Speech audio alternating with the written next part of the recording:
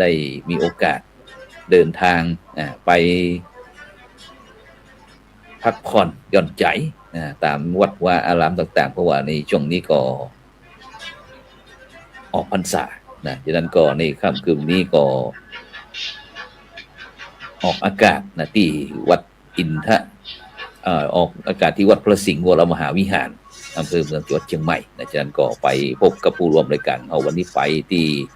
พบกับท่านอาจารย์พระครูธีระสุตพจน์ด็อกเตอร์จากผู้ช่วยที่การบดีมหาวิทยาลัยมหาจุฬาลงกรณ์ราชวิทยาลัยเขตเชียงใหม่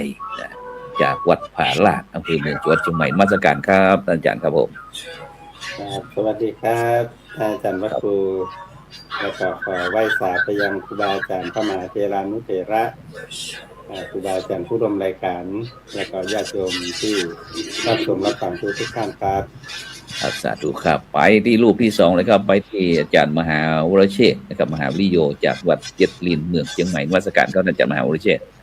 นมัสการอาจารย์พระครูสุพลแล้วก็อาจารย์พระครูสุธีอาจารย์มาสง่าแล้วกันเนาะผมจำไม่ได้ละแล้วก็ครูบาอาจารย์ที่เป็นผู้องนะครับรวมถึงเจริญพรโยมอาจารย์ดิเรกและรวมถึงศรัทธาญาติโยมที่รับฟังอยู่ทุกท่านทุกคนนะครับครับสาธุก็ไปที่ผู้ร่วมรายการเขาไปที่ท่านอาจารย์ดร.ดิเรกอินจันทร์จากมหาวิทยาลัยราชภัฏเชียงใหม่ขอเจริญพรอาจารย์ดร.ดิเรกครับผมนมัสการครับทุกรูปนะครับและท่านผู้ฟังทุกคนครับผมสาธุนะซึ่งโดยเฉพาะในวันนี้เราได้รับความเมตตาจากท่านอาจารย์พระครูธีระสุตพจน์ซึ่งกว่าจะหาคิวลงนี้ยากขนาดนักเลยโอ้โหอันช่วงนี้อันอาจารย์ครับอันเป็นจะได้ห้องครับอันช่วงอันออกพรรษาเฮาที่วัดผาลาดหันว่ามีกิจการงานนักหนาป้าป้านหันน้ำตั้งดอยสุเทพลงนี่โอ้โหน่าเป็นห่วงกันบางครั้งก็เอาส่งกำลังใจไปคือหันน้ำมันแห้งอาจารย์เป็นจะได้บอกโอ้เดี๋ยวนี้อันต่างสายนี่ต่างใส่ใหม่เขาเนี่ยนะต่างจังเผือกครับผมขอบคุณครับน้ำมาตามลำธารครับตามปกติแต่ว่าเพราะว่าจากประสบการณ์ที่เราน้ำมันเข้ามาหาวัดเนาะหลายๆปีที่ผ่านมาก็พยายามหาทางเบี่ยงน้ำครับเมื่อมันไปเบี่ยงน้ำเพื่อมันไปอยู่ในร่องในรอยทางภายในวัดแต่ก็พอได้รับผลกระทบแต่ว่าที่อยู่ใกล้ๆน้ำตกครับอยู่ใกล้น้ำตกอยู่ใกล้ลำธารนี่ก็หนักอยู่ครับหันว่าอันในเดี๋ยวนี้หันว่าอันมีการอันทำธนาคารน้ำตัวอีกครับหันหน่วยงานตั้งในภาคีเครือข่ายตั้งใดมาทำธนาคารน้ำตอนฝนตกแรกๆนี่อันธนาคารล้นครับ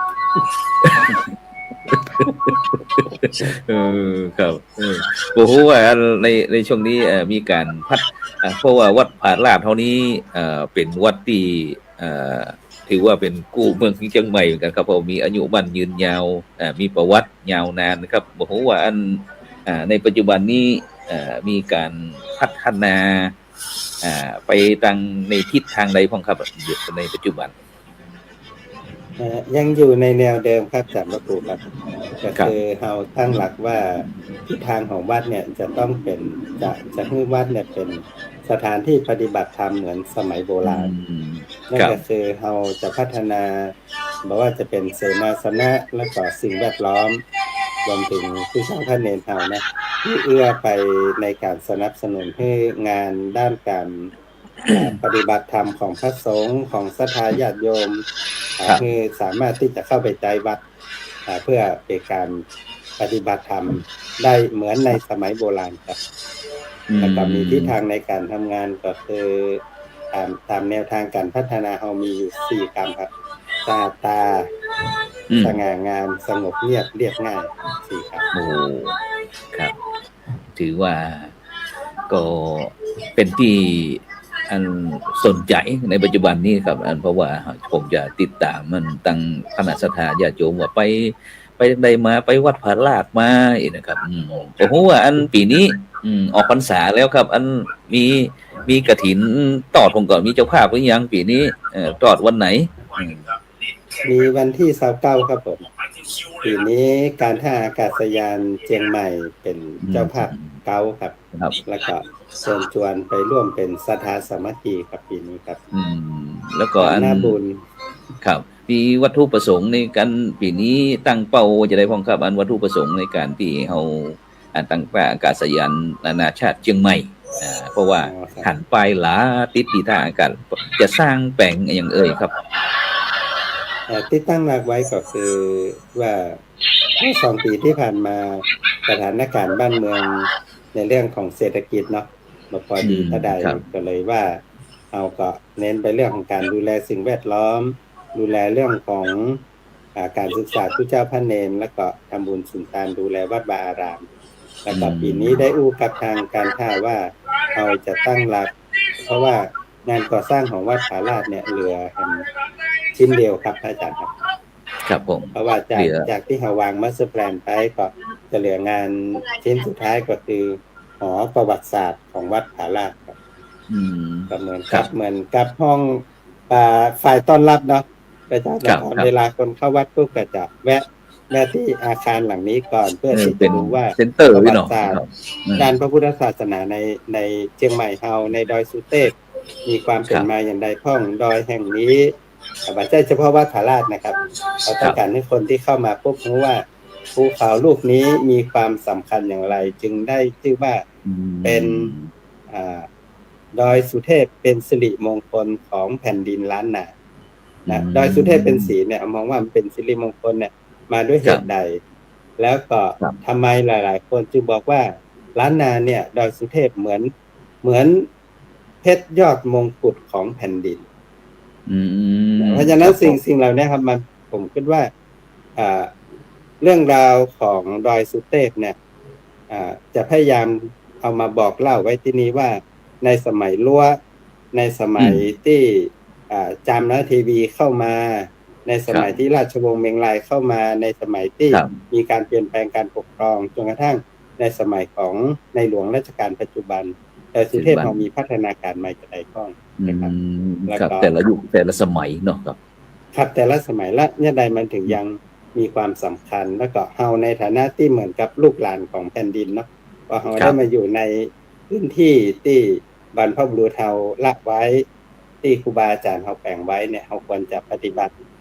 เนี่ยใดกับสถานที่นี้ที่เราจะได้สืบสานรักษาเนาะเหมือนที่พระบาทสมเด็จพระเจ้าอยู่หัวตรัสไว้ว่าแล้วเราก็จะต่อยอดเพื่อส่งต่อให้คนรุ่นต่อไปได้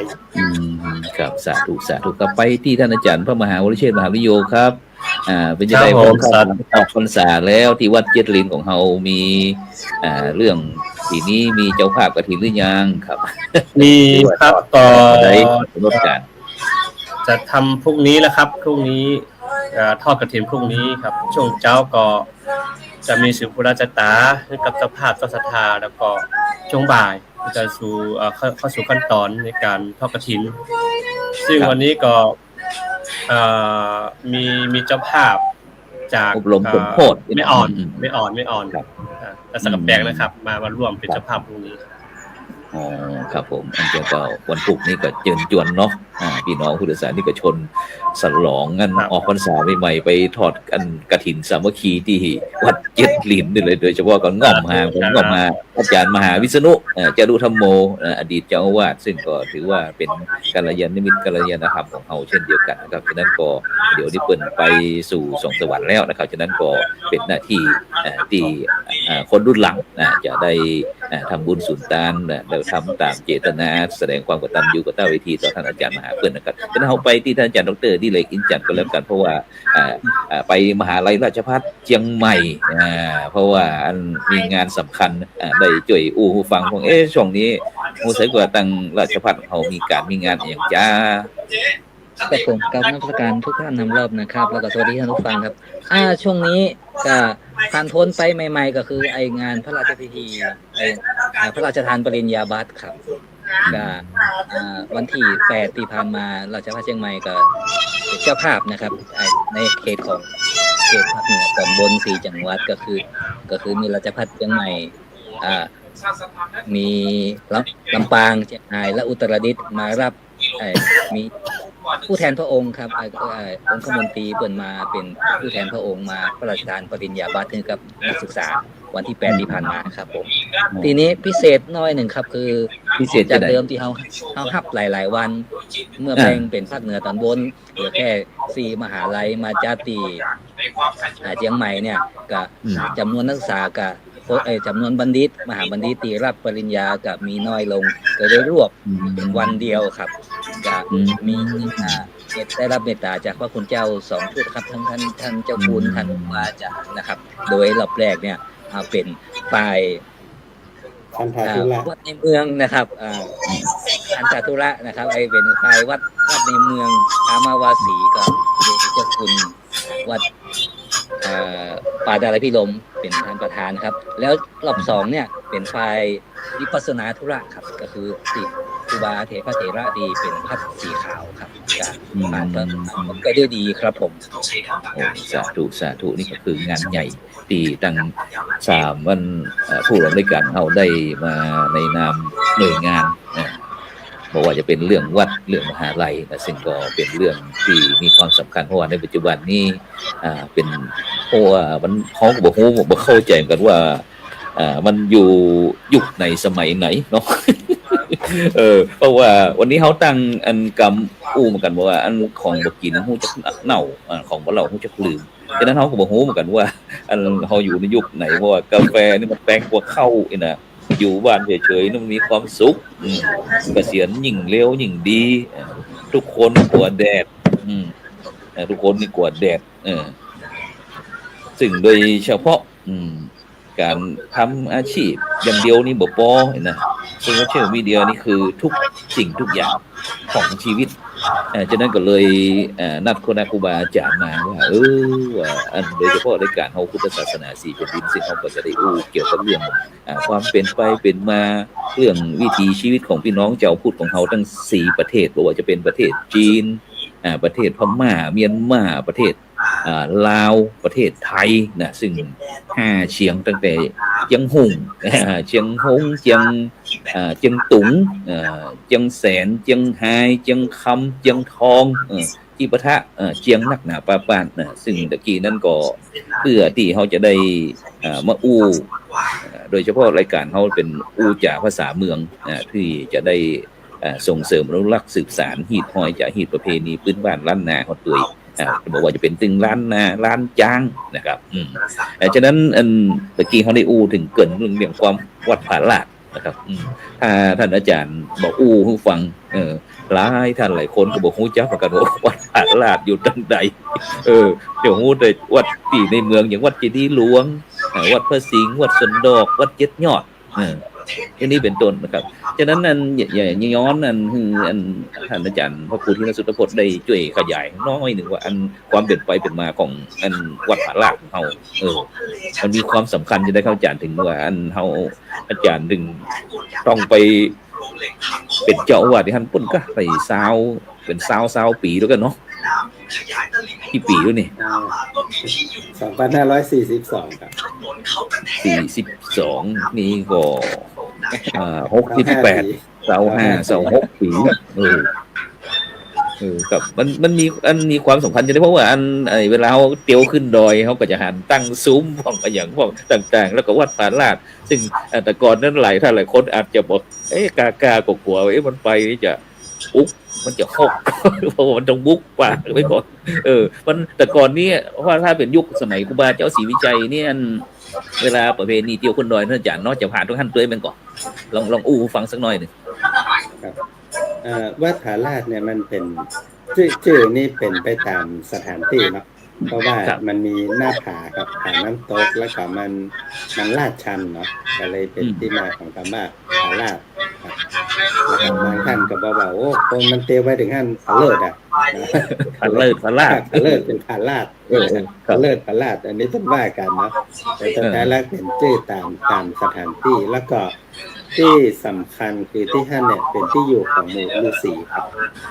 ฤาษีแล้วก็ชาวบ้านที่เพิ่นสนใจเรื่องการปฏิบัติธรรมเนี่ย พื้นที่ของดอยสุเทพเนี่ยเป็นที่อยู่ของผู้ที่สนใจเรื่องการปฏิบัติเนี่ยมาแต่เดิม แล้วก็พอมาในสมัยราชวงศ์เมียงรายเพิ่นมีการเสี่ยงทายสถานที่ในการสร้างประดิษฐานพระธาตุเนาะอันนี้เราเล่าย่อๆเนาะแล้วก็จ้างมันเตียวขึ้นตามเส้นทางเก่าครับมันไปยุดอยู่4ที่แรกนี่จ้างมันย่อเข่า3เทือกปรากฏว่าที่ท่านเป็นวัดเก่าครับท่านอาจารย์ทางศิลปากรเนี่ยเพิ่นบอกว่าบริเวณเนี่ยมันมีสิ่งก่อสร้างมีศิลาแรงมีดินกีมีบะหินใช้ในการแต่งกำแพงนะเพราะว่าถ้ามาได้ก็ตามที่เราหันสิ่งก่อสร้างที่มีตึงดินกีมีตึงบะหินมีตึงศิลาแรงเนี่ยสันนิษฐานไว้เบื้องต้นได้เลยว่าอายุไม่ต่ำกว่า1,000 ปีแล้วก็เพราะฉะนั้นที่ท่านเนี่ยจ้างไปอยู่แล้วก็ไปที่ที่2เป็นผาลาดที่ที่3ก่อนขึ้นดอยสุเทพเนี่ยใกล้ๆก่อนถึงโค้งขุนกันเนี่ยต้นท้องว่าเป็นจุดที่3ห้องว่าม่อนพญาหงส์แล้วก็เป็นดอยสุเทพครับแล้วก็คนในสมัยโบราณหลังจากที่พระเจ้ากินาแปลงพระธาตุเสร็จเรียบร้อยเปิ้นก็แปลงวัดเป็นอนุสรณ์สถานในสถานที่ที่จ้างอยู่แล้วก็มารูนมาครูบาอาจารย์สายกรรมฐานเนี่ยเปิ้นจะใช้ชื่อวัด4วัดนี้เป็นพื้นที่แทนคำถามแทนจะได้ถ้าจำฮะเฉพาะสายพัดข่าวอะที่ก็อาจารย์ดิเลกว่าขี้ดาสายพัดข่าวเวลาเพิ่นสนทนาการยังเฮาเนาะอาจารย์อยู่วัดไหนแบบเจ็ดลีนถ้าอาจารย์เนาะผาลาดไปจบครับแล้วท่านบ่คือหรอกแล้วก็อยู่เนี่ยก็อยู่พระสิงห์นี่นะแล้วปีหน้าไปไหนปีหน้าว่าจะไปจำปาสักเมืองแพร่นี่ก็อันนี้จบครับอันนี้หมู่เดียวกันมีปัญหาอย่างก็อู้กันไปตามภาษาหมู่เฮาเนาะ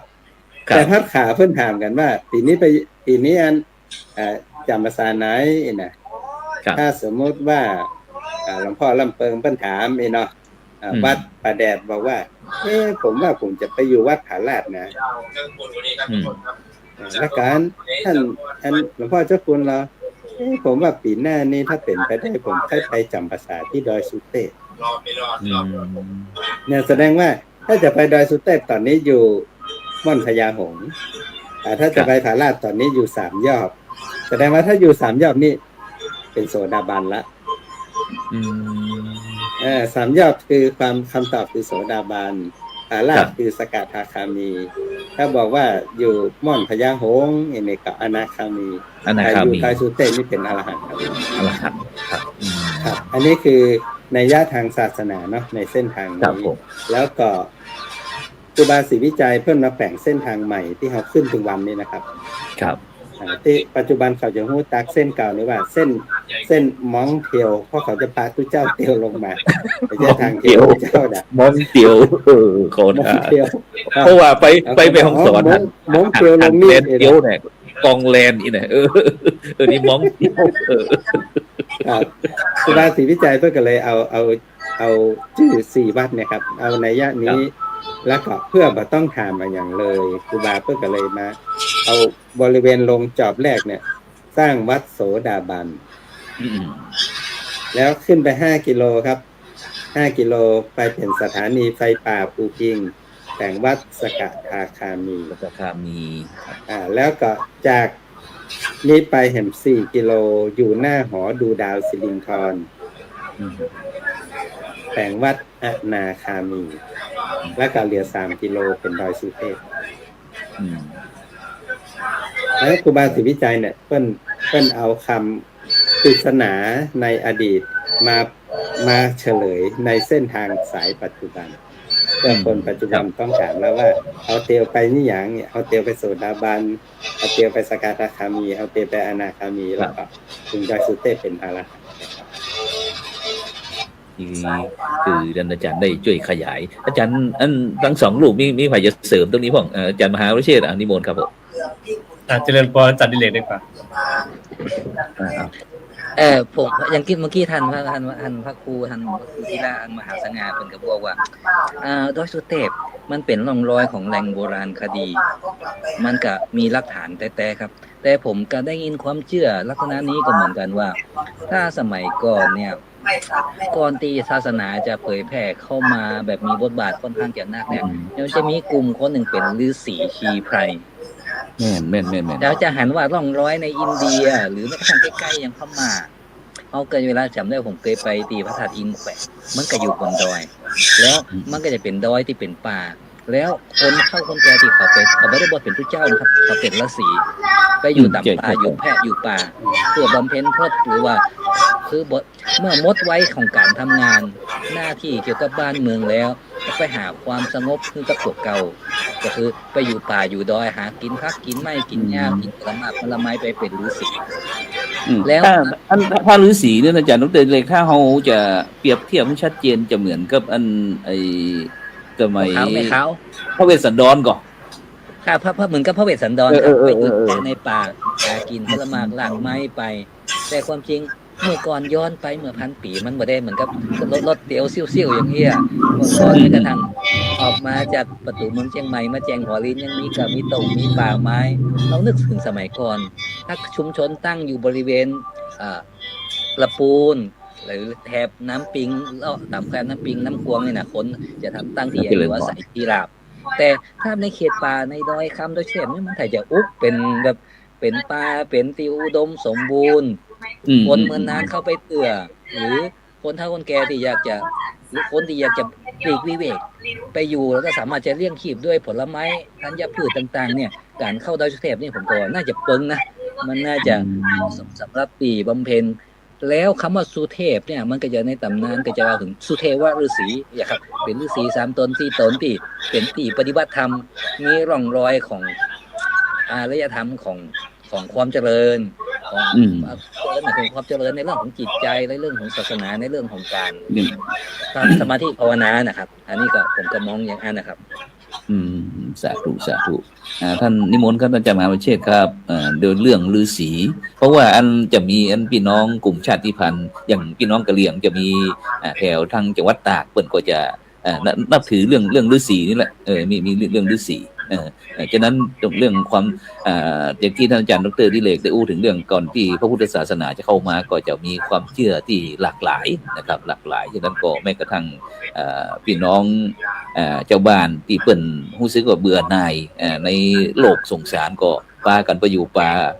ที่จะได้เทียบบอกว่าถ้าอันนี้เฮายกไปถึงคือพี่น้องพุทธศาสนิกชนเฮาได้รู้หันชัดเจนขึ้นก็สมัยที่จากสุดท้ายเนี่ยที่ก่อนที่จะตรัสรู้เกิดเป็นเจ้าชายสิทธัตถะก็เป็นพระเวสสันดรนั่นแหละก็คือเรื่องไปแบบเป็นพอดเป็นนักบวชอย่างต่างๆที่เข้าอยู่ในป่าแต่ก็บ่ใจตัวเจ้าอย่างเขาในปัจจุบันท่านอาจารย์มหาวิเชษฐ์ครับโดยเฉพาะเรื่องฤาษีนี่ป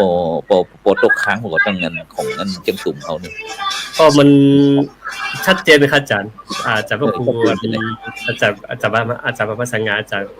พระครูสุพลแล้วก็ญาติโยมที่ฟังคือผมว่าแบบเบ้าที่ล้านนาเฮานี่มันต่างกันเลยแม้แต่จอมยองเองก็มีฤาษีนี่แหละที่เอาพระธาตุไปบรรจุก่อนที่จะเข้านิพพานก็ไปบอกพระยาสุรกาวติเนี่ยบอกว่าเอาอรหันต์ตามมาให้นะครับแล้วก็เป็นเหตุให้พระยาสุรกาวติเนี่ยไปขุดตึกพระธาตุแต่บัดแล้วก็มีอรหันตาเจ้าสีตนเนี่ยมาก่อเอาผ้าสังฆาติมารองรับพระธาตุ8 เส้นตรงนี้แล้วก็ก่อเป็นพระธาตุขึ้นมาซึ่งตอนนี้ก็ยังมีถ้ำฤาษีคิริมานนท์ตัวนี้อยู่แม้แต่ไม้บนหน้าก็ยังไม่ทันอยู่ครับซึ่งบ้านเฮาก็เหมือนกันบ้านเฮาก็มีการบำเพ็ญตามป่าตามเขาลำเนาไพรเหมือนกันอันนี้ก็คือมันร่องรอยนี่คือมันเฮาก็ว่าวัฒนธรรมหรือว่าความเชื่อเหล่านี้ซึ่งแต่ละบุคคลก็คือมีเอกลักษณ์แต่ละพื้นที่อยู่แม้แต่เจียงตุงเองก็มีเป็นฤาษีมาสร้างเหมือนกันเป็นฤาษีมาสร้างเมืองนั้นกับบ้านเฮาก็เหมือนกันคือละปูนก็ฤาษีสร้างเนาะอาจารย์พระครูสุพจน์เนาะฤาษีสร้างจิ้งไหมเฮาก็เป็นแหล่งที่อยู่ของฤาษีตั้งหลายแลนั่นก็คือ แสดงว่าบ้านเมืองของเฮาละแวกนี้ก็คือมีความอุดมสมบูรณ์ทางด้านศีลธรรมกรรมฐาน และก็สืบสานมาจนถึงปัจจุบันแม้แต่ครูบาอาจารย์ของเฮาปัจจุบันก็ยังมีการสืบการปฏิบัติอยู่อย่างเช่นตกลูกประกรรมเนี่ยคือผมรู้ว่าในการปฏิบัติธรรมของฤาษีเหล่านั้นก็คือส่วนมากก็จะอาศัยหัวมันลูกไม้ในการฉันตังเข้าเลี้ยงชีวิตอยู่อันนี้ก็คือเหมือนร่องรอยนี่คือชัดเจนอยู่ครับอาจารย์ครับเพราะว่าแต่สมัยก่อนนี่เพิ่นบ่ได้เงียบต่งเงียบนาบ่ได้ปลูกเข้าให้เขาต่งเข้านานะครับแล้วก็เลยต้องผลไม้หลักไม้ก็คือเป็นของที่พอที่จะหาได้นะครับเพราะว่าป่าอุดมสมบูรณ์ต่างๆเนี่ยหัวมันกล้วยก้อยต่างๆนะครับฉะนั้นตะกี้ท่านอาจารย์มหาวิทยาลัยได้อู้ถึงเรื่องเกี่ยวกับฤาษีนะครับที่ได้นำพระเกศานะครับไปสร้างพระธาตุนะครับตั้งเขมรัฐนครเชียงตุงเขาบุญนะครับฉะนั้นอยากกลับไปที่ท่านอาจารย์พระครูที่รัสุทธโพธิ์สักหน่อยกับโดยเฉพาะศรัทธาซึ่งเป็นสำคัญในทางพุทธศาสนาของเขานะครับศรัทธาหรือความเชื่อความเลื่อมใสภาษาความเลื่อมใสต่างๆนะครับซึ่งโดยเฉพาะตั้งเหนือถ้าเขาสังเกตระหว่างภาคเหนือภาคกลางภาคใต้นี่ของเขาเนี่ยตั้งเหนือเขาเนี่ยครับจะนิยมมีความศรัทธามีความเชื่อครับที่จะสร้างพระธาตุไว้บนดอยอย่างที่ยกตัวอย่างดอยสุเทพเนี่ยทั่วๆไปยังบ่เคยมีเวลาแปลงพระธาตุเหมือนกันต้องยกขึ้นสูงยกขึ้นสูงอาจารย์ช่วยขยายนิดนะครับความเชื่อศรัทธาความเชื่อตรงนี้มันช่วยขยายคือพี่น้องประชาชนบรรดาท่านผู้ฟังท่านผู้ชมสักหน่อยว่าเป็นอะไรอย่างเพิ่นถึงเอาไปทำแบบนี้ครับผมวิถีของฤาษีเนี่ยคือวิถีเก่าของชาวล้วครับแล้วก็ชาวล้วเนี่ยนะครับถ้าอาจารย์ปัจจุบันเนี่ยเรามองว่าชนเผ่านี้เป็นผู้ด้อยในการพัฒนาเนาะเพราะเขาอยู่ป่าอยู่ดอยนะครับแต่ในอดีตก่อนที่พระราชวงศ์เมงลายจะเข้ามาล้วก้ากับอินเดียนะครับล้วก้ากับจีนนะครับชาวล้วเนี่ยเขามีฐานการค้าเพราะฉะนั้นเมื่อเขามีฐานการค้าและเขาใช้ชีวิตเนี่ยอยู่กับสายน้ำและภูเขาเพราะเขาใช้เส้นทางบนภูเขาเนี่ยในการเดินทางไปสู่พื้นที่ต่างๆดังนั้นเมื่อเขาเป็นฤาษีนะครับเดิมทีเนี่ยครับล้วนนับถือพระพุทธศาสนามีนะครับเพราะว่าในตำนานพื้นเมืองเชียงใหม่เนี่ยพี่น้อง5 คนปากันบวชจนกระทั่งบวชแล้วเนี่ยจนถึงวันที่พุทธเจ้าเสด็จมาในดงของชาวล้วทั้ง5 คนมีสุเทวฤาษีเป็นต้นเป็นกราบทูลขอพระพุทธเจ้าว่าอยู่กับชาวบ้านเนี่ยดำรง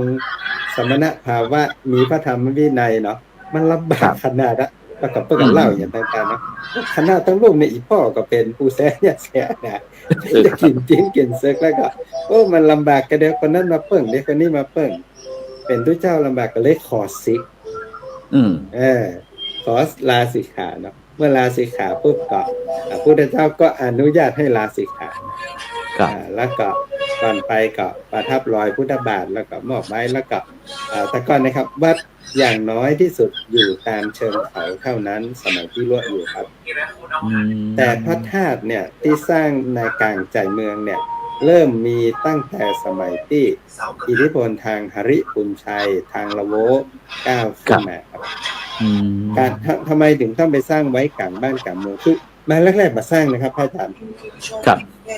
พระนางจามเทวีมาอยู่ที่หฤปุญชัยนะครับเวลาผ่านไป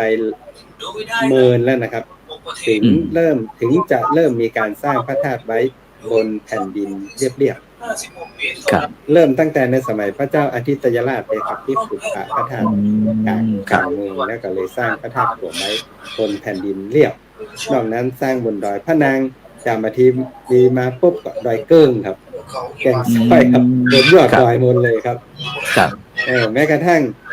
ที่ขึ้นดอยขมอเนี่ยของพระนางจามเทวีครับสันกูดอยสุเทพกับพระนางจามเทวีครับมาแปลงให้กับพ่อขุนมาแปลงให้กับพ่อสุเทวฤาษีพระธาตุในอดีตเนี่ยวิถีแบบโบราณอยู่บนดอยครับก็หามามีในสมัยมะรุนมาที่เราได้รับอิทธิพลจากทางละโวทางพระนางจามเทวีขึ้นมาเนี่ย จึงเริ่มมีการสร้างพระธาตุไว้เป็นศูนย์กลางเพราะเริ่มมีคนมาค้ามาขายคนต่างบ้านต่างเมืองมาพระธาตุจึงเป็นส่วนหนึ่งที่คนจะเข้าหาได้ง่ายในเมืองและกับพระธาตุก็เป็นสัญลักษณ์ที่แสดงถึงความเจริญรุ่งเรืองทางศาสนาและอารยธรรมของผู้คนจึงเริ่มมีการสร้างลุ่มในเมืองตามคำบอกพระฤาษีตะกี้เติมให้อาจารย์หน่อยบ้านเฮานี่นะครับกษัตริย์เนี่ยในอดีตนะครับถ้าไม่ถูกฟ้าผ่าก็จะต้องอัศนีคืออัศนีเพราะว่าโดนลูกศรพระอินทร์และก็จากไปถ้าจากนู้นก็ประจากไปเนี่ยไปเป็นฤาษีครับตัดโลกหมดเลยครับแล้วลูกหลานก็มาต่อสมบัติดังนั้นฤาษีจึงเป็นคนวางผังเมืองฤาษีจึงเป็นที่ปรึกษาของกษัตริย์คนต่างๆจึงเป็นผู้มีความรู้ตั้งแต่เจียงตุงเนาะตั้งแต่เมืองเมืองฮาริพูนชัยจนกระทั่งเมืองเจียงใหม่พระเจ้าเมงรายต้องการพื้นที่ในการสร้างเมืองว่าควรเอาตรงไหนเนี่ยยังต้องดาขันดอกขึ้นไปถามฤาษีคนใดผมยังคิดลึกๆว่าวันที่พระเจ้าเมงรายมีอายุ72เนี่ยมันคือสัญญาสีเพิ่นก็เลยฮ้องลูกเพิ่นมาแล้วก็บอกให้ลูกว่าจากนี้แผ่นดินเนี่ยเป็นของลูกแล้วเนี่ยก็ต้องอัศนีเพราะพระอินทร์บอกแล้วก็ขึ้นอยู่บนภูเขาครับเวลา500-600 ปีเนาะฤาษีสุเทวะช่วยสร้างเมืองละปูนพระอาจารย์ดิเรกแล้วในสมัยพระเจ้าเมงรายก็ดาขันขึ้นไปหาสุเทวะฤาษีเพื่อปรึกษาเรื่องสร้างเมืองครับแล้วผมเชื่อว่าฤาษีนี่แหละคืออดีตกษัตริย์อดีตขหบดีอดีตบุคคลสำคัญที่อายุ70ก่อนครับผมเจิญจันน้องเตือนนี่เลยช่วยเสริมน้อยหนึ่งเจิญเปิดไมค์น้อยหนึ่งเปิดไมค์ครับพูดเรื่องวัยก็คือมันคือวัยหนุ่มวัยเด็กศึกษาเรียนรู้วัยมีครอบครัววัยสร้างฐานะแล้วสุดท้ายน่ะเมื่ออายุป่ายน่ะเป็นสัญญาสีนี่คือจะต้องคือเริ่มปลีกวิเวกเข้าไปอยู่ป่ามันกับเปิงนะครับอย่างที่บางทีทุกคนแม้กระทั่งกษัตริย์ที่มีความรู้ความสามารถแต่ถึงวัยหนึ่งมันเกิดแสวงหาอาจจะเกิดความเบื่อหน่ายหรือต้องการความสงบจิตหรือเป็นคติของคนโบราณว่าถึงวัยเนี่ยมันควรจะพักผ่อนแล้วมีโอกาสคนอื่นได้ทำงานแต่ก็ยังเป็นที่ปรึกษาเป็นแทรกหน่อยอาจารย์เล็กท่านนายเจ้าจามาเตวีก็ออกบวชนะครับเจ้าแม่จามาเตวีก็ออกบวชอันนี้ก็คือขอเสริมนะครับฮิตเมืองยอนะอาจารย์ครับหลังจากที่ลูกหลานแต่งงานแล้วปุ๊บนี่จะออกไปอยู่สวนนะครับอยู่สวนเลยอยู่เถียงสวนเลยแต่ว่าเวลาลูกหลานเดือดร้อนปุ๊บเป็นที่ปรึกษาได้แล้วก็เมื่อกลางวันมาปุ๊บถ้าสมมติลูกหลานมีการหน้าที่การงานปุ๊บทำงานปุ๊บมาดูแลลูกคืออันนี้คือเป็นที่จะพูดเลยเพราะว่าถ้าอายุ40-50ปุ๊บมาอยู่กับครอบครัวแล้วอยู่กับลูกหลานละจะไปอยู่เถียงสวนโดยปริยายพอมาฟังปุ๊บก็มันหันล่องลอยมันเป็นของห้องเป็นระเบียบวิธีเป็นจารีตที่เฮาฮู้กันเองว่าวัยนี้ควรจะทำอะไรอย่างควรจะมีบทบาทอะไรอย่างใดมีสถานะอะไรอย่างใดครับครับความอัศจรรย์ใจทำอย่างหนึ่งผมคนที่อื่นครับมาอยู่เชียงใหม่แล้วด้วยความตีดอยสุเทพเนี่ยถ้าเกิดเฮาอยู่เฮาอาจจะบ่ฮู้อะไรคนจะรู้สึกเหมือนผมก็ตอนผมมาเรียนวัดสวนดอกใหม่ๆตอนเข้ามาเนี่ยเฮาก็บ่ได้สนใจพออย่างมีวันนึงผมเดินอยู่แถววัดสวนดอกแล้วแหงนเหลียวขึ้นไปเห็นพระธาตุดอยสุเทพผมตกใจเพราะเมื่อก่อนเฮาบ่ได้สังเกตแล้วก็เวลาท้องฟ้ามันโปร่งแต่เฮาอยู่สวนดอกเนี่ยเฮาจะเหมือนกับว่าหันพระธาตุดอยสุเทพและมันจะอยู่ยอดดอยมันอยู่ยอดดอยแต่ความจริงทำเลโลเคชั่นของวัดดอยสุเทพเนี่ยไม่ได้อยู่ปลายดอยแต่อยู่กลางๆดอยมั้งครับแต่เป็นณจุดที่เขาอยู่ในเมืองแล้วเขามองขึ้นไปเนี่ยเขาจะหันเหมือนกับว่าดอยสุเทพอยู่ปลายดอยครับอันนี้เพราะว่ามันอยู่ด้วยกันหลายชั้นมันซ้อนกันเนาะครับผม มันกระดูเหมือนกับว่าการที่สร้างพระธาตุโดยเฉพาะนั้นเหมือนกับคนในเมืองเชียงใหม่โดยเฉพาะเขตในเมืองกับเขตจากในเมืองเข้ามาเนี่ยจะเห็นว่าพระธาตุสุเทพเนี่ยทุกคนจะเห็นอยู่ยอดดอยนะครับเป็ดแล้วคนที่อยู่อำเภอรอบนอกก็ยังหันพระธาตุโดยสุเทพอยู่นะครับแต่บ่ถึงยอดดอยแต่ก็เหมือนกับว่าจุดจำหมายจุดที่ระลึกจุดที่เป็นสิริมงคลหันแล้วก็สาธุเป็นสิริมงคลอยู่ที่ไหนก็ได้หันได้ไหวได้สาพระธาตุโดยสุเทพนะครับผมก็ครับชื่นชมในทำเลครับเจนฉะนั้นก็หมายความว่าในทางพุทธศาสนาของเฮานี้ตะกี้เฮาได้อู้ถึงเรื่องพระธาตุนะครับพระธาตุได้เป็นอะยังจะเป็นถึงแต่งเอาพระธาตุหรือว่าเจดีย์เนี่ยมาไว้ที่สูงเนาะแล้วก็ลวดมาที่ว่าอันที่บวชเป็นฤาษีที่ว่าไปแม้กระทั่งที่เจียงตุงเมืองยองเวลามีครอบมีครัวแล้วก็ลูกหลานมีครอบมีครัวแล้วก็จะปีกวิเวกไปอยู่ตามสวนตามป่าตามดอยตามไร่ตามตรงตามนาก็เวลาลูกหลานเดือดร้อนก็มานี่ฉะนั้นโดยเฉพาะสิ่งเหล่านี้ก็หมายถึง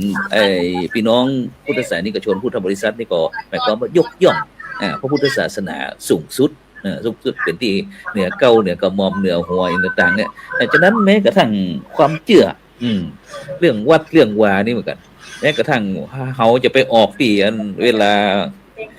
ทุกสิ่งทุกอย่างถ้าเป็นของวัดเนี่ยศรัทธาญาติโยมจะเอาแม้กระทั่งเวลาเกิดปัญหาในชุมชนหมู่บ้านหรือว่าที่ให้ที่นาที่สวนผลไม้กลากไม้ต้นไม้ต่างๆยกคือวัดหมดแม้แต่มีปัญหาก็ยกเข้าไปวัดหมดจนเนี่ยครับฉะนั้นเขาจะหันว่าพุทธศาสนามีความสำคัญซึ่งโดยเฉพาะพี่น้องตั้งร้านนางเขานี่ก็เหมือนกันซึ่งก็จะเป็นพระพุทธศาสนาแห่งรูปแบบหนึ่งครับอาจารย์ครับฉะนั้นตะกี้มีตั้งผาลาดแล้วก็ที่ส่วนซัดในปัจจุบันครับอาจารย์เขามีวัดนักหนาประปานแม้กระทั่งมาถึงตายลุ่มวัดหมู่บุญนี่เลยฉะนั้นหมายความว่าพระพุทธศาสนาเขาที่เมืองเชียงใหม่เขาจะมีความหลากหลายเป็นกว่าครับอาจารย์ครับมันมีหลายนิกายหลายอย่างต่างๆอาจารย์ช่วยขยายน้อยหนึ่งตะกี้บอกว่าวัดป่าวัดบ้านเตี้ยอาจารย์ดร.ที่เล็กที่อู้ตะกี้ครับผมที่บนอาจารย์ดร.ที่เราตอนนี้ถ้าอยู่ถ้าว่าไปเนาะถ้าอยู่ตั้งเถิดทิศตะวันตกของเมืองไปถึงในดอยนะข่าวหมดละถ้าอยู่ตั้งแต่กำแพงเมืองสวนดอกเนาะไปอยู่กระทั่งลายน้ำปีในพัดอันนี้พัดธรรมดาก็คือสายอารัญญวาสีเนี่ยก็คือที่เจ้าที่เป็นต้องเพ่งในเรื่องของธรรมะนะเรียนปรมัตถ์เรียนอย่างแล้วพอหูความต้องไปสร้างบุญจนถึงอายุ60หยุดแล้วก็พักเข้าสู่วิเวกอรัญญวาสีเป็นครูบาอาจารย์อยู่ป่าอยู่ดอยอยู่สงบอันนี้คือวิถีของคนบ้านเฮานะครับบาให้บดีเพิ่นจะแบบน้องการเป็นครูบาง่ายๆนะแต่หลังจากที่เพิ่นนำเพิ่นขึ้นเพิ่นสร้างเพิ่นอย่างเสร็จเรียบร้อยพอเพิ่นหยุดปุ๊บมีคนแทนจะกลายเป็นครูบาอาจารย์อยู่แท้อยู่ดอยดังนั้นในดอยสุเทพนะครับเฉพาะที่เฮาปากกดอยู่ถึงวันเนี้ยมีสันปูมีดอยสุเทพนะครับมีถ้ำฤาษีมีวัดผาลาดมีวัดอนาคามี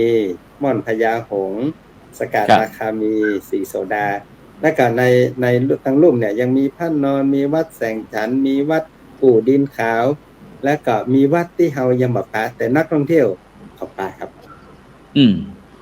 เพราะว่าบนดอยสุเทพเนี่ยมีทางเดินเหมือนใยแมงมุมแล้วเกือบทุกที่ครับมีวัดครับมีอันนึงนะอันนี้ผมต้องจะต้องไปขอความรู้จากศิลปากรเพราะว่าเพิ่นเอาวัตถุเนี่ยไปศึกษาเพราะว่ามีใกล้ๆกับวังบัวบานครับมีวัดหนึ่งชื่อกู่ลัวเป็นวัดแรกที่พระนางจามเทวีสร้างถวายท่านสุเทพฤาษีไว้ที่เชิงครับซึ่งงานศิลปะที่ขุดมาเนี่ยก็จะเป็นพระพิมพ์ละปูนครับเป็นวัดน้อยๆครับอันบอกว่าเรื่องวัดของคนล้านนาเนี่ยมันอย่างกระจ้างพอเขายกวัดปุ๊บเนี่ยคือเขาเชื่อว่า นี่นอกการฮื้อนะครับ กลายเป็นบุญเป็นกุศลอย่างที่สุดแล้ว เพราะ ครับ สถานที่นั้นเป็นสถานที่อภัยในทุกความผิด ครับ และในขณะเดียวกันที่นั้นไม่มีทุกข์ไม่มีโทษ มีแต่บุญกุศลเท่านั้น ในพวงแก้วทั้งสาม อืมครั นี่ บ คือคนโบราณเนาะจะโค ครับ ตรจะจ้างกันจะได้ก็จ้างนะครับ อื ถึ ม งขนาดที่ว่าพระราชาถึงขั้นที่ว่าก่อกบฏนะ แต่ถ้าเพิ่นอยู่ในเขตวัดนะครับ ทุกอย่างจบนะ อืม จบเลย ก็แม้แต่ในปัจจุบัน เพราะฉะนั้น ก็เช่นเดียวกัน ความสำคัญข ครั อง บ วัด ถ้า ในอดีต พระราชทานวิสงครามสีมาแล้วบ่มีสิทธิ์เลยครับ โอ้บ้านเฮาในอดีตเนี่ยไม่มีวิสุงฆ์ เออ แต่ทันทีที่อยู่ในขวงแก้วต่างสาม ครับ สถานที่นั้นบักควรเกิดทุกข์โทษแล้ว อืม ครับ บ้านเฮานี่ทั้งหมดนะครับไม่ใช่เฉพาะโบสถ์ อืม แผ่นดินล้านนานี่ขณะคนเฒ่าคนแก่นอนอ่านใกล้จะไปเนาะบอกว่าจะเนี่ยใดก็ไปสุมาแก้วทั้งสามเพื่อเปิ้นกาม นะครับ เออ จะสอน สุมาแต่ สอนกัน เด้อ ไหวพระ อันอื่นบัตรติดนะครับอาจารย์คนเฒ่าบางคนเนาะบัตรติดนะแต่พอลูกหลานว่าไปสุมาแก้วทั้งสามเพื่อเนย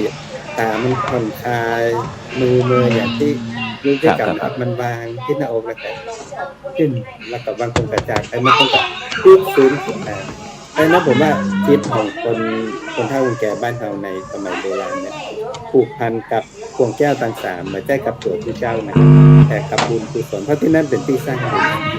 แม้กระทั่งได้ยินก่อนจะจากไปเนี่ยก็ยังเกิดปีติในบุญในทานศีลภาวนา ครับอืมนี่ก็คือเรื่องความเคารพความนับถือความเชื่อถือความศรัทธาความเลื่อมใสที่พี่น้องเจ้าพุทธ แล้วผมก็เชื่อว่าอดีตนะตู้เจ้าหายก็มี อ่า ที่เป็นจะเล่าขวดกับดาพ่ออาจารย์ที่เป็นจะเล่านะบางทีจะไปเล่าไปอย่างคนเฒ่าไปว่าโอ้เพราะว่าบัดจะไปอู้นักมานับตุนับพระให้นับพระเลยพอตึกขั้นจะเป็นพอที่ตัวคนเนาะเหมือนกับเขาเกี่ยวข้าวในกะเขามานับเฟืองเขาแบบเขาก็นับเม็ดข้าว ครับ เดี๋ยวมาได้เราวิจารณ์กับสนันปันปืน อาจารย์นี่เล็กเจิญพอเขาเหลือเวลาประมาณนั้นสัก10 นาทีเนี่ยช่วยกระเสริมโมมีอย่างเสริมนะคะเขาอู้ไปไหลมาแต่ยัง กับขอเสริมนิดนึงครับอาจารย์คือเรื่องนี้ก็ผมก็ถือว่ามันจะทำใจแก่นะครับ แต่ว่าด้วยประสบการณ์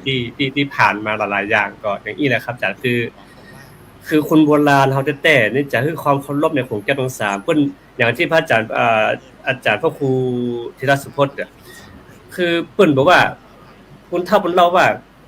กำแพงแก้วเนี่ยยังถึงหม้อนรกคือผีพายดังๆบ่สามารถเข้าได้เลย แล้วก็ส่งถึงชั้นฟ้าปุ่น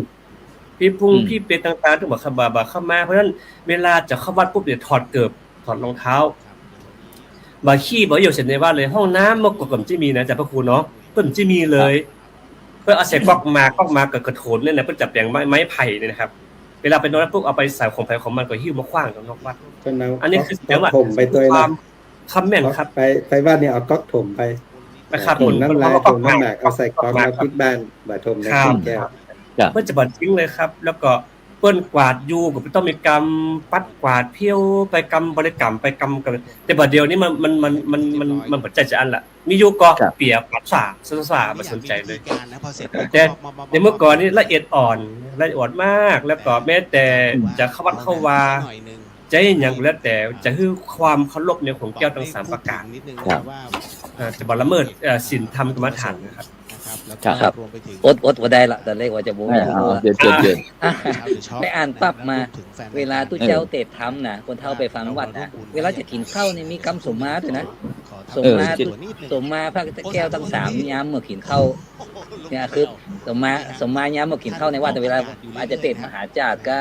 ไปฟังตู้เจ้าเตะเหมือนก็อยากกินข้าวก็มีกรรมสมมาท่านมหาบอกว่าจะบ่ขี้บ่เหี่ยวในวัดสังเกตครับเมื่อก่อนห้องน้ำจะอยู่นอกวัดครับห้องน้ำสถานญาติโยมเปิ้นจะต้องอยู่นอกวัดเขาเอาออกตีนอกวัดแล้วถ้าจะสมมติภาพมาเดียวเนี่ยสมมตินะครับถ้าจะขี้จะเหี่ยวจะตดอีกเหรอเนี่ยได้ในวัดต้องวิ่งออกมาข้างนอกกะ อาจจะเป็นอย่างนั้นครับ แต่ผมกับป้านะว่า มีกรรมสมมา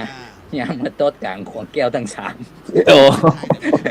ในป้าเปิดกระแพงไม่นะคือ เปิ้นว่าจะได้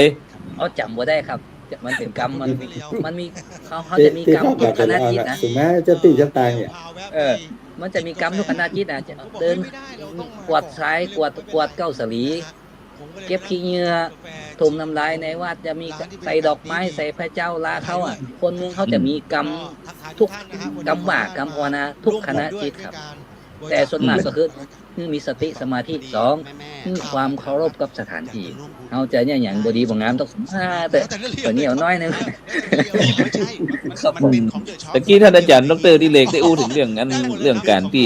ครอบครัวแม้กระทั่งดอกมุมดอกไม้ที่เฮาจะเอาปูจาพระรัตนตรัยตะกี้นะอันอยากจะถามท่านอาจารย์ว่ากูนี่พระสุทธพจน์น้อยว่าเป็นอย่างเปิ้นถึงห้า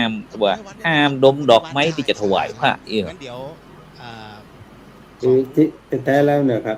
เป็นไปบ่ได้เลยที่เฮาเด็ดดอกไม้แล้วมันมาได้กินเดี๋ยวจะบอกก่อนนะมันได้อยู่แล้วแต่ผมว่าความละเอียดอ่อนของกรรมสอนนี่เนาะว่าแม้กระทั่งจะสูดดมชื่นชมมันอ่ะเขาจะเอาไปถวายบดีเป็นอย่างอัน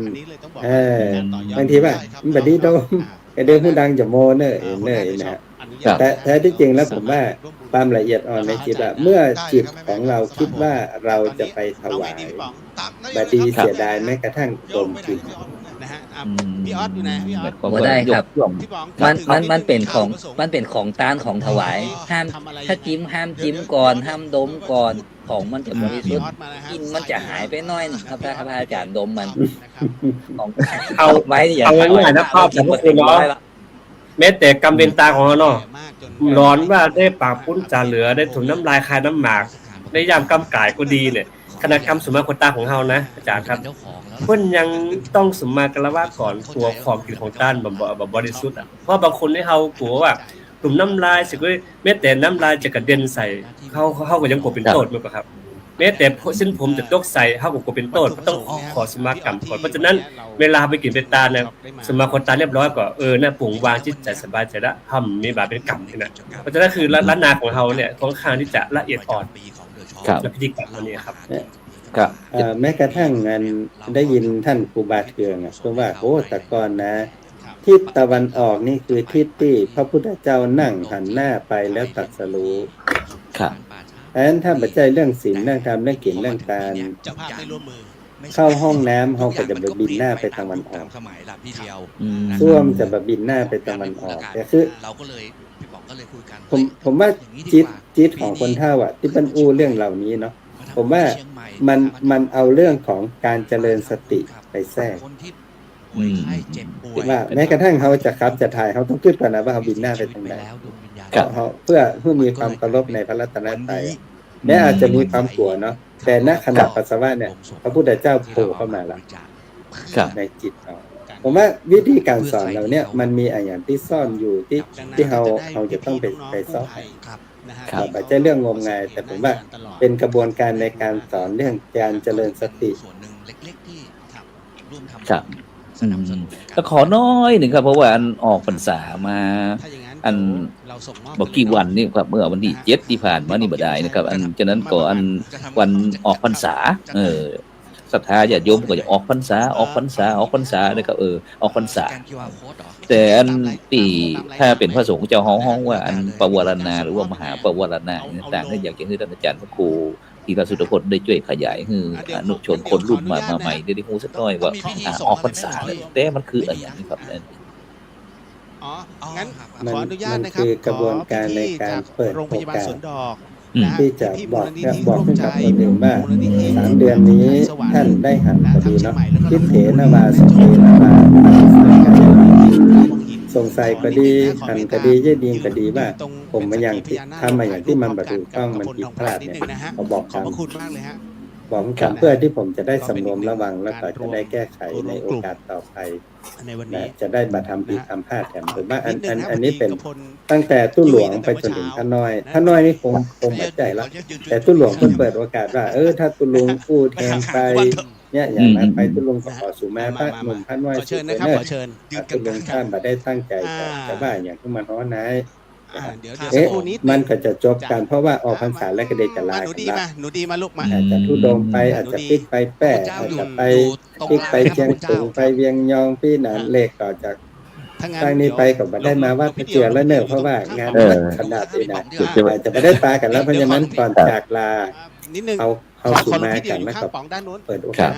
พี่ แต่ว่า อยู่ อันลึกๆกับท่านอาจารย์ นิมนต์ครับ มันเป็นการ อ่า ถอดมานะความถือ พี่ ตั อาว สา ว่า มาฝั่งทางซ้าย ฉัน ทิฏฐิมานะความถือตัวครับผม เออ ลูกพี่ ฉัน น้อง พิดมาได้นะฉันเป็นตุ้หลวงนะฉันเป็นพระอาจารย์นะครับ ไปนั่นอยู่ เออ บ้าอย่างฉันไม่ได้นะเนี่ยผมว่า มา อันเนี้ยสำคัญ มาครับมาร่วมกันมาร่วมกัน และ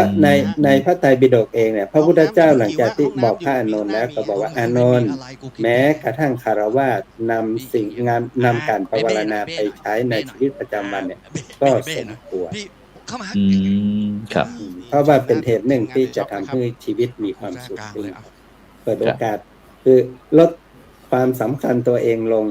เพื่อให้คนอื่นสามารถแนะนำบอกกล่าวได้ ครับ ก็เลยฮ้องวันนี้ว่า ขาดเจ้าอาวาสไหมฮะ ในภาษาชาวบ้านคือออกภาษาเนาะ ครั แต่ บ ตู้เจ้าต้องมีแห่งวันคือวันมหาปวารณา ครับอืม เน้นวิดีโอถ่ายด้วยนะเน้น วันหมายความว่าวันอนุญาตเนาะวันอนุญาตหรือว่าความคือสามารถที่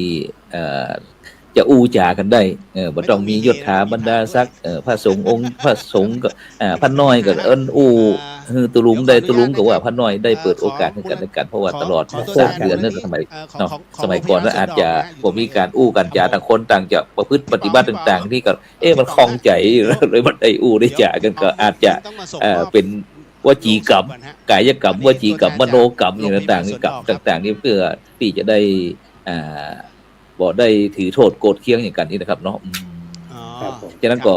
เจ้าบ้านก็เอาไปทำได้นะอาจารย์เนาะในครอบครัวเนาะ ว่าชาวบ้านก็คว เดี๋ยว ร ส่งมอบนิดนึงไหม อืม นะ เพราะมันเป็นสิ่งที่ดีครับฉะนั้นมีใครเสริมบ้างครับเหลือล้านนาทีหนึง ขอสวนดอกพี่ป๋องมาสวนดอก ใจคุ้มค่าดิ ก็ดีครับคืออย่างน้อยก็ วันนี้สวมดอกนะครับ พอเขามาพูดถึงเรื่องมหาปวารณาเนี่ยส่วนมากจะเข้าใจน้อยโดยเฉพาะพี่น้องรัชฉานเนี่ยน้อยมากบ่มีใครอธิบายเลย เป็นที่เรียบร้อย คือสมัยที่ผมเป็นเด็กน้อยก็คือ ยืนเรียงแถวครับยืนเรียงแถวนับ1 2 3หางล้านนะครับ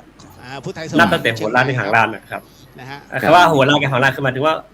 ประธานสูงกับไอ้สมณเณรน้อยรูปสุดท้ายนะครับคำว่าหัวล้านกับหางล้าน ก็แต่ว่าบ่มีไผจะอธิบายว่า นะฮะ การออกภาษาเป็นจะได้มีความสำคัญเป็นจะได้เนี่ย ตัวแทนจาก เพราะฉะนั้นก็คือ พุทธไทยสวรรค์ลำพู อันนี้แหละคือจะเป็นเหตุมุดหมายว่าถ้าพี่น้องเขาฟังอยู่ปุ๊บเนี่ยก็จะเข้าใจอ๋อที่จริงที่มีที่มาที่ไปจากอีนี่เองเนาะเพราะว่าคุณเจ้าพระนายของเขานี่ทำเข้าใจปุ๊บมันก็จะถือตัวทุนตัวแล้วก็ว่ายังบ่ได้แล้วเป็นข่าวก็เอาไม้ฟาดพระลูกวัดเองกัน แม่โจ้ เนาะ จำนวน5โล ครับผม นะ ค ค รั รั บบ สาธุครับผมฉะนั้นก็วันพรุ่งนี้นะครับทางคณะสงฆ์จังหวัดเชียงใหม่เขาก็จะประกอบพิธีสามีจิกรรมเช่นเดียวกันกับวันพรุ่งนี้ก็เวลาบ่ายโมงนะครับที่พระวิหารหล ลำ ว ดั ง บต่อไป วัดพระสิงห์วรมหาวิหารนะครับซึ่งคณะสงฆ์จังหวัดเชียงใหม่เพิ่นก็จะมีพิธีสามีจิกรรมสุมาคารวะเข้าภาษาออกภาษาปีใหม่เมืองอีกนะครับอาจารย์ดรอนุพลที่ราสุทธพจน์นะครับเนาะฉะนั้นก็วันพรุ่งนี้ก็คณะศรัทธาญาติโยมก็จะมาร่วมก็ได้เด้อพรุ่งนี้นะถือว่าเป็นการนั่นประชุมของคณะสงฆ์ซึ่งก็จะมีหลวงพ่อเจ้าคณะอำเภอรองเจ้าคณะอำเภอแล้วก็พระเลขาตั้ง25อำเภอที่ได้ประกอบพิธีสืบสามีจิกรรมซึ่งสืบต่อกันมาเมื่อนานนะซึ่งก็ถือว่าเป็นโอกาสออกพรรษาเช่นเดียวกันนะครับฉะนั้นก็วันนี้เวลาหมดเวลาครับขอบคุณครับอาจารย์พระครูธีรสุทธพจน์นะครับดรนะครับผู้ช่วยอธิการบดีมจบเขตเชียงใหม่ท่านอาจารย์พระมหาวรเชษฐ์มหาวิโยนะครับจากวัดเจ็ดลินท่านอาจารย์ดรดิเรกกิจจันทร์จากมหาวิทยาลัยราชภัฏเชียงใหม่นะที่เขาได้มาอู้จาภาษาคำเมืองเขาที่พยายามที่จะช่วยกันส่งเสริมอนุรักษ์สืบสานหีดห้อยจะหีดประเพณีในความเป็นคนเมืองของเขา